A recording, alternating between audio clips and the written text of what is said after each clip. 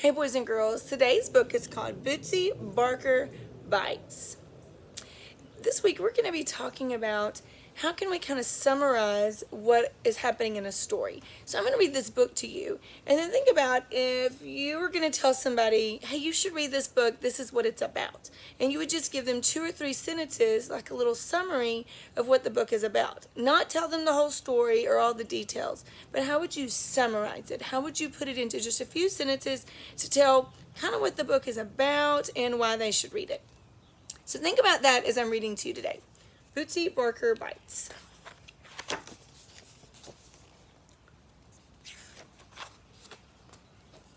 Dedication page.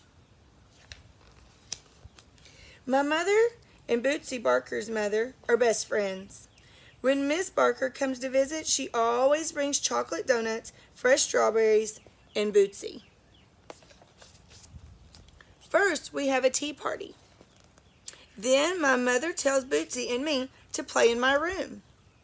I try to get Bootie interested in my book about turtles, but Bootie hates turtles. You're a turtle, howls Bootie, and I'm a turtle-eating dinosaur. My mother calls.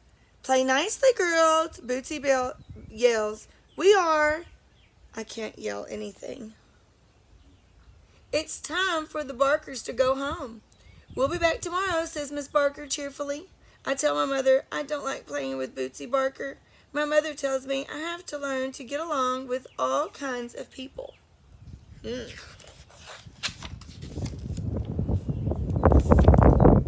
I go to bed and dream, and Miss Barker moves far away and takes Bootie with her. But Miss Barker and Bootie never go anywhere except the park, the grocery store, and our house. It's so nice you girls can be friends, says Miss Barker, as Bootie leads me to my room.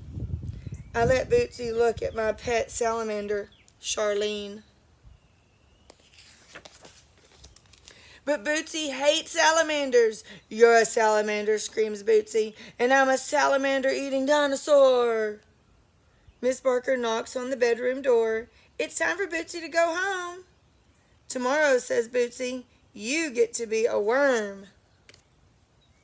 I don't think I like this Bootie girl. That night, I dream about Bootie accidentally falls off the edge of the world. I try to save her, but it's too late. In the morning, my mother says she has a wonderful surprise. Bootie will be staying overnight at our house while her parents are in Chicago. How's she feeling? Look at that face.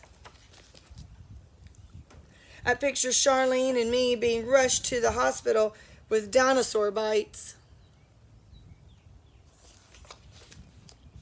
When my mother asks me what Bootie and I would like for snacks, I can't stand it anymore. Bootie Barker is a dinosaur, I shout, and she's planning to eat me alive. My mother looks surprised. Sweetheart, she says, tell Bootie you don't want to play that game. I go to my room and think it over. Charlene and I spend the morning inventing a new game. The doorbell rings. It's the Barkers dropping off Bootie the dinosaur. Hello, little worm, says Bootie. I stand up and look Bootie in the eyes. Pardon me, Bootie. I'm not a worm. I am a paleontologist. Do you know what they do? They hunt for dinosaur bones. Would you like to play? Ooh. Bootie runs out the front door. She wants to go with her parents. Miss Barker says Bootie will have more fun if she stays at our house. Bootie throws a tantrum on the sidewalk. So Bootie's parents take Bootie to Chicago, which means I don't have to wish Bootie takes a rocket to outer space. Although if she does, it's fine with me. Goodness, was Bootie a nice person? Did she play nice, I guess I should say? No, she wasn't very nice at all. But what did the little girl do? She stood up for herself, didn't she? She said, hey, I don't want to play this game. I want you to stop. And you know what? That's a good lesson to learn. If someone's doing something to you that you don't like, or playing games that you don't like, you should say, I don't want to do that anymore. Stop. It's okay to tell someone no.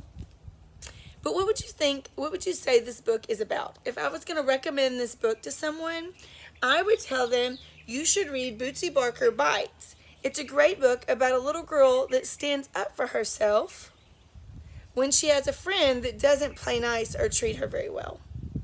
Did I tell you about the story? No. Did I tell you what truly happens? No. Did I tell you who the characters are? No. But I gave you a little summary of what the whole book is about. So as we read the different books this week, that's what we're going to think about. Today I gave you the answer. I told you together we came up with what this book was about, how to summarize this book. Tomorrow and the rest of the week, I'll read the book to you, and then you'll send me a video telling me what the summary of the book is about. Or give me a little snippet about what is this book about if I was going to tell somebody else. So today, I hope you enjoyed it. Move on to your other assignment.